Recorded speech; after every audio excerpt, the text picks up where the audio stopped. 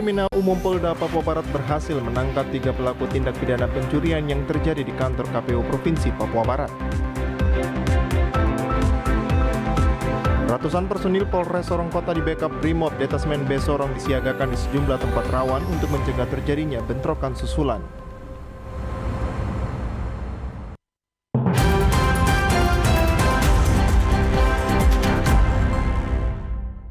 Pemirsa, Kriminal Umum Polda Papua Barat berhasil menangkap 3 pelaku dugaan tindak pidana pencurian dengan pemberatan yang terjadi di kantor Komisi Pemilihan Umum KPU Provinsi Papua Barat pada tanggal 26 Desember 2021 kemarin. Di awal tahun 2022, Reserse Kriminal Umum Polda Papua Barat berhasil menangkap 3 pelaku pencurian berangkas di kantor KPU Provinsi yang terjadi pada bulan Desember tahun 2021 kemarin, yang dihadirkan dalam press release di Lobi 1 Polda Papua Barat dengan menghadirkan 3 orang tersangka. Dan 1 tersangka lainnya merupakan ASN di salah satu dinas di lingkup pemerintah daerah Kabupaten Manokwari. Wakil Dirkrimum Polda Papua Barat AKBP Robertus Pandiangan mengatakan, adapun dari hasil laporan polisi oleh KPU Papua Barat, maka pihaknya dari Krimum langsung melakukan olah TKP. Di mana bermula pada hari Sabtu tanggal 25 Desember tahun 2021 sekitar pukul 00.30, tersangka atas inisial EDT menjemput tersangka NBA untuk mengecek lokasi kantor KPU. Setelah mengamati lokasi dan menemukan ada CCTV, mereka lalu melakukan pengrusakan CCTV dan membobol tralis besi dan langsung membawa brankas yang berisikan uang sebanyak Rp60.200.000 yang berada dalam ruangan, di mana dalam brankas terdapat sertifikat tanah dan STNK kendaraan KPU. Tetapi kedua barang bukti tersebut tidak diambil dan bersama brankas dibuang di sekitar Gunung Meja Amban. Adapun kronologis kejadiannya ini adalah bermula dari 3 orang tersangka ini, ya, yang tadi sudah disebutkan oleh Pak Sinaga. Bermula pada hari Sabtu tanggal 25 Desember jam 00.30 WIT, tersangka atas inisial EDT menjemput tersangka NBA untuk mengecek lokasi kantor KPU Provinsi Papua Barat. Kemudian setelah dia mengamati lokasi itu, dia menemukan ada beberapa CCTV di dalam atau di sudut-sudut ruangan di gedung KPU tersebut. Nah, setelah itu mereka mengamati, mereka melakukan penggambaran, kemudian mereka kembali dan merencanakan kembali untuk melaksanakan membobol gedung KPU dengan merusak tralis besi melalui jendela belakang. Itu pada tanggal 26 Desember 2021 sekitar jam 23.30 WIT. Ya, setelah terlebih dahulu merusak CCTV. Kenapa dirusak CCTV-nya? Supaya mereka pada saat melakukan aksinya itu tidak terlihat. Dari hasil penyelidikan ditetapkan 3 tersangka yaitu masing-masing inisial EDT, NBA, dan GGA. Dengan barang bukti yang berhasil diamankan 1 buah brankas, 1 sertifikat, 1 STNK, dan 1 buah tralis yang dibobol oleh pelaku. Papua Barat melakukan penyidikan dan penyelidikan, melaksanakan TP-TKP dan olah TKP di kantor KPU Papua Barat, kemudian melakukan penyelidikan, dan hasil dari penyelidikan itu maka ditemukan atau diduga ada 3 orang tersangka, ya, yang ada di belakang kita ini dengan inisial 1 EDT, 2 NBA, 3 GGH. Ya, mereka bertiga inilah sebagai pelaku yang melakukan pencurian di kantor Provinsi Papua Barat, ya, dengan barang bukti berdasarkan hasil penyelidikan yang dilakukan oleh anggota Dirkrimum Polda Papua Barat. Diamankanlah barang bukti seperti yang rekan-rekan lihat di hadapan rekan-rekan media sekalian, yaitu 1 buah brankas besi warna abu-abu, kemudian sertifikat milik Provinsi Papua Barat. Sementara itu pasal yang dikenakan terhadap ketiga pelaku yaitu pasal 363 ayat 2 KUHP, junto pasal 55 KUHP dengan ancaman hukuman 9 tahun kurungan penjara. Natalindo Kerewait, TVRI Papua Barat melaporkan. Ratusan personel Polres Sorong Kota di backup Brimob Detasemen B Sorong disiagakan di sejumlah tempat rawan untuk mencegah terjadinya bentrok susulan. Namun hingga kini situasi di Kota Sorong aman dan kondusif. Senin dini hari 25 Januari 2022, kedua kelompok warga di Kota Sorong, Papua Barat terlibat bentrokan. Buntut permasalahan itu terjadi pada Sabtu malam di tempat hiburan malam akibat kesalahpahaman pengunjung dengan pihak keamanan diskotik Double O. Aksi itu berlanjut hingga Minggu malam sekitar pukul 23.30 waktu Indonesia Timur. Kedua kubu terlibat bentrokan dengan alat tajam sehingga menyebabkan warga meninggal akibat menderita luka bacok di kepala. Tak terima dengan kematian korban, sekelompok orang kemudian membalas dendam dengan mendatangi diskotik Double O yang diduga sejumlah pelaku bekerja di tempat tersebut. Sehingga terjadi pembakaran diskotik dan menyebabkan 17 orang meninggal dunia. Pasca insiden tersebut, situasi di Kota Sorong, Papua Barat hingga saat ini aman dan kondusif. Untuk mengantisipasi bentrokan susulan, ratusan personil Polres Sorong Kota dan Brimob Detasemen B Sorong masih bersiaga di sejumlah tempat yang dianggap rawan. Dari Kota Sorong, Tim Liputan TVRI Papua Barat melaporkan. Polda Papua Barat mengumumkan korban meninggal akibat kebakaran diskotik Double O di Jalan Sungai Maruni kilometer 10 Kota Sorong. 1 orang meninggal saat terjadi bentrokan, sedangkan 17 orang meninggal adalah korban kebakaran. Kapolda Papua Barat Irjen Pol Tornagogo Sihombing memastikan jumlah korban meninggal dunia 18 orang, 17 orang terbakar saat terjebak di dalam ruangan, sementara 1 orang adalah korban akibat dibacok. 17 orang meninggal yang menjadi korban kebakaran, 14 orang merupakan para pekerja diskotik Double O, sementara 3 orang diantaranya adalah tamu. Ke-17 korban meninggal dunia sudah dievakuasi oleh pihak kepolisian ke Rumah Sakit Selebe Solu, Kota Sorong. Kapolda Papua Barat Senin sore mengunjungi diskotik Double O di Jalan Sungai Merini, kilometer 10 Kota Sorong yang terbakar Selasa dini hari. Kapolda langsung menggelar pertemuan tertutup dengan seluruh jajaran Polres Kota Sorong guna mengantisipasi bentrokan susulan dan juga penanganan 17 jenazah korban kebakaran diskotik Double O di Kota Sorong, Papua Barat. Kapolda menjelaskan kondisi ke-17 korban sudah tidak dapat dikenali akibat terbakar. Untuk itu, Polda Papua Barat juga sedang berkoordinasi dengan Mabes Polri untuk mendatangkan tim DVI guna mengidentifikasi korban. Polda juga memastikan semua korban meninggal adalah karyawan diskotik Double O. Memang untuk saya ingin memastikan tentang apa yang terjadi. Tadi kita sudah rapat juga ya terkait dengan apa-apa yang harus kita lakukan. Kita memanage, mengelola apa-apa yang kita bisa lakukan terkait dengan mulai dari bagaimana kita bisa melakukan pengolahan TKP ya.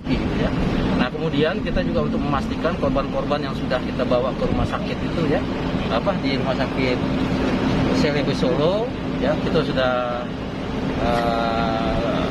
kendalikan, dalam arti kata kita sudah memerintahkan DVI ya baik dari Polda maupun dari Mabes Polri juga kita sedang datangkan untuk memastikan antem dan post mortem terkait dengan jenazah ini ya kan sekitar 18 ya jenazah ya 17 jenazah, satu yang memang di luar terjadi dalam pertikaian ya.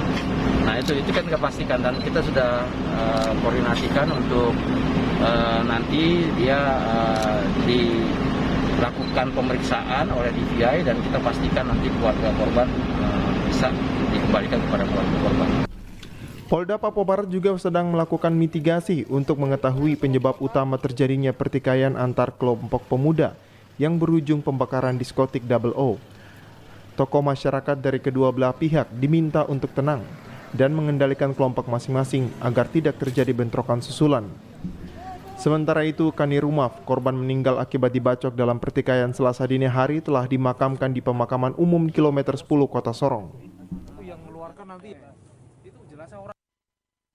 Kantor Pencarian dan Pertolongan SAR bersama komunitas pecinta lingkungan Manokwari melakukan penanaman mangrove dan transplantasi terumbu karang di Pulau Raimuti. Bisa jadi mati. Dalam rangka menyambut HUT ke-50 tahun emas Basarnas tanggal 28 Februari mendatang, Kantor Pencarian dan Pertolongan SAR pagi tadi melakukan penanaman mangrove dan transplantasi terumbu karang bersama komunitas pencinta alam Manokwari yang bertempat di Pulau Raimuti, Distrik Manokwari Selatan. Kegiatan yang dibuka oleh Kepala Urusan Umum SAR Manokwari Matan Pakidi mengatakan penanaman sebanyak 50 batang pohon mangrove di Raimuti bersamaan dengan transplantasi terumbu karang dengan desain 50 tahun Basarnas. Diharapkan kegiatan ini dapat melestarikan alam dan lingkungan sekitar, terutama di pesisir perairan Manokwari. Jadi hari ini dalam rangka memperingati hari ulang tahun Basarnas yang ke-50 tahun, kita melaksanakan penanaman 50 batang pohon mangrove di Pulau Raimuti bersamaan dengan transplantasi terumbu karang dengan desain 50 tahun Basarnas. Perwakilan komunitas selam Manokwari Melki Sanyar mengatakan, melalui ulang tahun Basarnas Manokwari ke-50 tahun, ia berharap penanaman mangrove dan terumbu karang yang dilakukan di Pulau Raimuti bisa dilaksanakan juga di tempat lain. Karena selama ini dirinya menilai lebih banyak yang diekspos tentang keindahan alam di Papua Barat, tetapi belum banyak yang mengekspos tentang bawah laut Papua Barat yang sudah mengalami kerusakan. Kedepan Melki meminta kegiatan ini tidak hanya dari Basarnas Manokwari, tetapi bisa dilakukan oleh instansi lainnya yang ada di Papua Barat. Yang ada di komunitas pecinta laut yang ada di Kabupaten Manokwari khususnya, yang sehari-hari terus menyelam dan juga melihat keindahan bawah laut. Tetapi di waktu yang dari saat ini kami juga merasa berterima kasih karena di momen ulang tahun yang ke-50 tahun Basarnas, kami sama-sama diajak untuk bisa berpartisipasi untuk menanam terumbu karang dan juga menanam mangrove di sekitar wilayah Pulau Raimuti. Dan kita tahu bersama bahwa kebanyakan di wilayah Papua Barat banyak yang diekspos adalah keindahannya, tapi belum banyak juga yang mengekspos kalau di bawah laut atau di wilayah pesisir kita ini banyak kerusakan. Untuk itu kami merasa berterima kasih karena ada pihak seperti Basarnas yang mau bekerjasama dengan komunitas-komunitas yang ada di wilayah Manokwari untuk sama-sama kita menjaga atau kita melihat kerusakan-kerusakan yang terjadi di wilayah pesisir kita. Turut hadir dalam kegiatan pagi tadi Ketua Dharma Wanita Basarnas Manokwari, Kesbang Pol Papua Barat dan perwakilan selam di Manokwari. Natalindo Kerwai TVRI Papua Barat melaporkan. Masih selanjutnya akan hadir setelah jeda berikut ini, tetaplah bersama kami.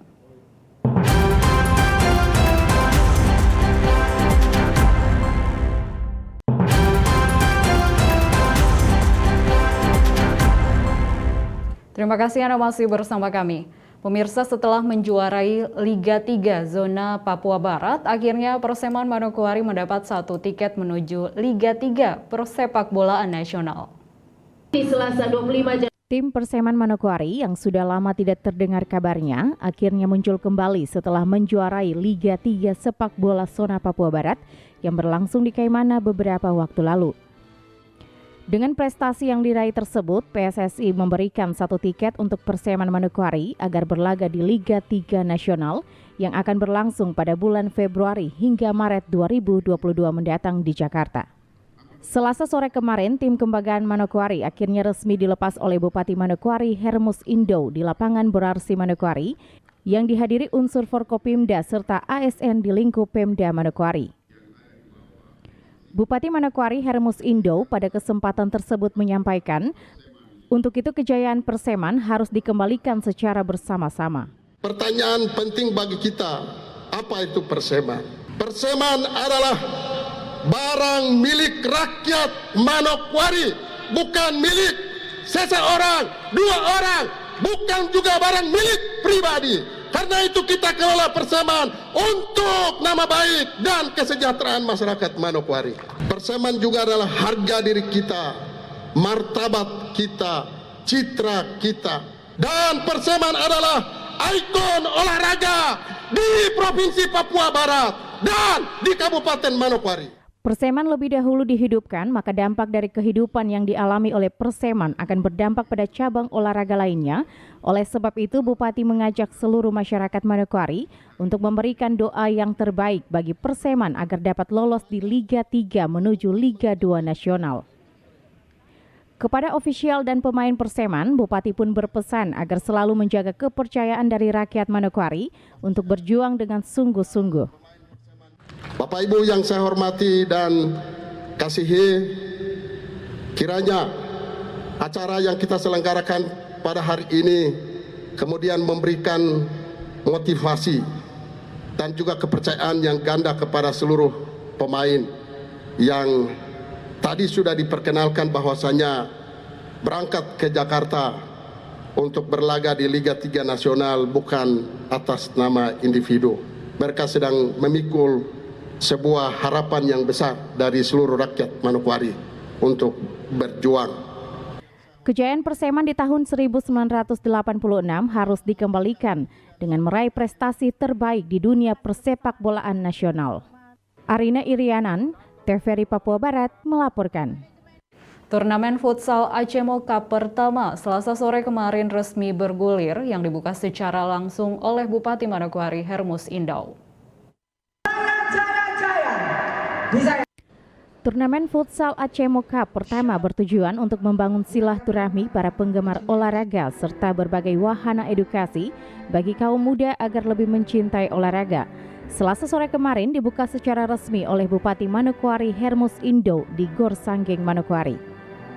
Turnamen yang resmi dibuka ini akan diikuti oleh 32 tim futsal terbaik di Manokwari dan juga luar Manokwari. Bupati Manokwari dalam sambutannya mengapresiasi manajemen Acemo Cup yang telah mendukung visi dan misi pemerintah daerah, yakni membangun prestasi olahraga dan menyelamatkan generasi muda dari berbagai masalah sosial. Penyelenggaraan turnamen ini terkait dengan dua hal. Pertama adalah terkait dengan bagaimana membangun prestasi olahraga kita di daerah ini. Tetapi yang kedua adalah bagaimana kita juga harus sekaligus paralel menyelamatkan generasi muda kita di daerah ini dari berbagai masalah sosial yang selama ini melilit seluruh generasi muda dan adik-adik kita semuanya. Lebih lanjut disampaikan Bupati bahwa untuk mencapai prestasi olahraga harus melalui proses perjuangan serta membutuhkan dukungan dari berbagai pihak, bukan hanya tugas pemerintah daerah. Bapak Ibu yang saya hormati, prestasi olahraga bukan sesuatu yang jatuh dari langit, tetapi harus diperjuangkan dan secara kontinu, terus menerus. Dari Januari sampai dengan Desember harus ada aktivitas olahraga. Dan ingat bahwa tanggung jawab pembinaan dan pembangunan olahraga di kabupaten ini, tanggung jawab pembinaan dan pembangunan generasi muda kita tidak hanya dibebankan kepada pemerintah daerah. Partisipasi gotong royong serta sinergi yang dibangun oleh seluruh elemen masyarakat untuk membangun dan memajukan Manokwari haruslah menjadi hal utama. Pembukaan turnamen futsal Acemo Cup pertama yang berlangsung Selasa sore kemarin di Gor Sanggeng Manokwari turut dihadiri Wakil Ketua DPRD Kabupaten Manokwari, Wakapolres Manokwari, serta ofisial, manajer, serta para pemain dari 32 tim yang akan bertanding. Arina Irianan, TVRI Papua Barat melaporkan. Pemirsa, hujan deras yang terjadi di kota Manokwari menyebabkan sampah yang berada di pesisir pantai Manokwari hanyut dan memenuhi Teluk Sawaibu dan Pulau Mansinam. Memasuki tahun 2022, Provinsi Papua Barat, khususnya Kabupaten Manokwari, hampir setiap hari diguyur hujan. Dari hujan ringan hingga hujan lebat, sejumlah parit di kota Manokwari tidak berfungsi dengan baik ketika terjadi hujan lebat, sehingga air meluber keluar selokan dan membawa sampah plastik sehingga tergenang di badan jalan dan efeknya akan mengganggu pengendara kendaraan roda 2 maupun kendaraan lainnya.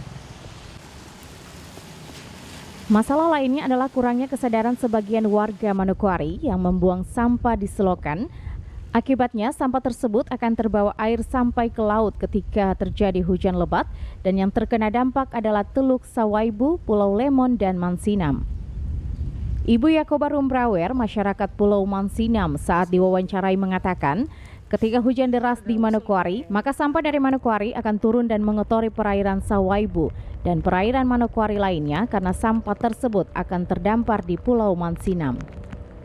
Ibu Yakoba berharap kebersihan Kota Manokwari menjadi tanggung jawab bersama antara pemerintah dan masyarakat Manokwari dengan cara membuang sampah pada tempatnya.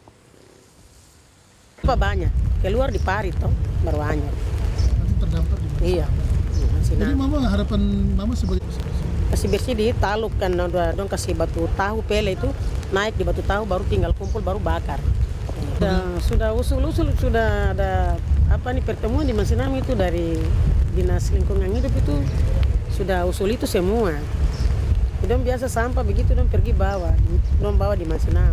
Lingkungan Hidup dong punya ini kepala ini dari. Warga Kota Manokwari juga harus belajar untuk membuang sampah pada tempatnya dan rajin membersihkan selokan atau parit. Sehingga terjadi hujan lebat, sistem drainasi di Kota Manokwari dapat berfungsi secara normal agar Kota Manokwari terlihat bersih. Jimmy Tabisu, TVRI Papua Barat melaporkan. Informasi tadi sekaligus menutup jumpa kita dalam program Berita Papua Barat hari ini. Kami tetap mengajak Anda untuk mencegah penyebaran COVID-19 dengan cara memakai masker, mencuci tangan pakai sabun dengan air yang mengalir, menjaga jarak, menjauhi kerumunan, serta membatasi mobilitas dan bersedia divaksin sesuai kebijakan pemerintah. Indonesia pulih karena aku, Indonesia pulih karena kamu, Indonesia pulih karena kita. Dan mewakili kerabat kerja yang bertugas, saya Esti Ika mengucapkan terima kasih dan sampai jumpa.